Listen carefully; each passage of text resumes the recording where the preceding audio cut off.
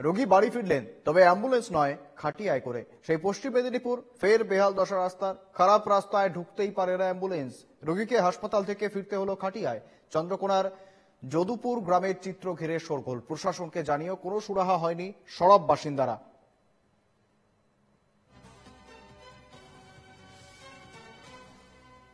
দেখতে পাচ্ছেন সেই মুহূর্তের ছবি। রীতিমতো বেহাল রাস্তা, কাদা মাটি, এবং সেই রাস্তা থেকে কার্যত অ্যাম্বুলেন্সের ঢোকা অসম্ভব, যে কারণে হাসপাতাল থেকে রোগীকে খাটিয়ায় করে নিয়ে যাওয়া হলো বাড়ি পর্যন্ত। দেখতে পাচ্ছেন সেই রাস্তা না পুকুর বোঝা যায়।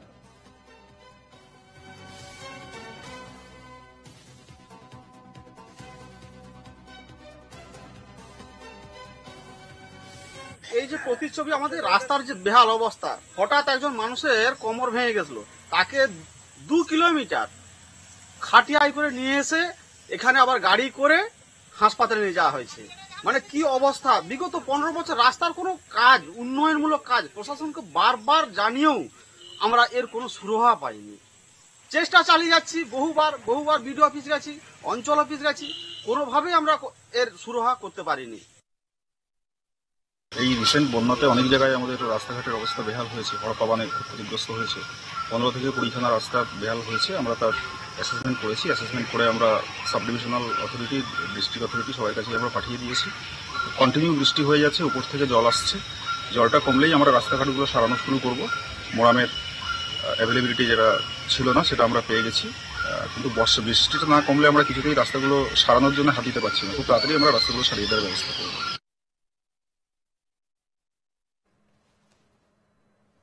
সঙ্গে রয়েছেন প্রতিনিধি অলোক সাঁতরা। অলোক, রীতিমতো চাঞ্চল্যকর ছবি এবং দুর্ভাগ্যজনক ছবি বলা চলে। রীতিমতো রাস্তা না পুকুর বোঝা দেয়, শেষমেশ খাটিয়াতে করে বাড়ি ফিরতে হলো রোগীকে। অলোক, ঠিকই বলেছো। যেমনটা জানা যাচ্ছে যে এমনই বেহাল পশ্চিম মেদিনীপুরের জেলা চন্দ্রকোনা 2 নম্বর ব্লকের বসনছড়া গ্রাম পঞ্চায়েত যদুপুর গ্রামের। জানা যায় দীর্ঘ কয়েক বছর ধরে যদুপুর গ্রামে গ্রামীণ রাস্তাটি বেহাল হয়েছিল। একাধিকবার ক্ষোভ বিক্ষোভ দেখিয়েও রাস্তা মেরামত হয়। তারপরে চলতি বছর কিছুদিন আগেই বন্যা শিলাবতী নদীর পাড়ের ওপর গ্রামে যাতায়াতে এমন একমাত্র গুরুত্বপূর্ণ রাস্তা ভেঙে চুরে কারকার বর্তমানে কাদামাটি রাস্তায় হেঁটে চলার মতো অযোগ্য।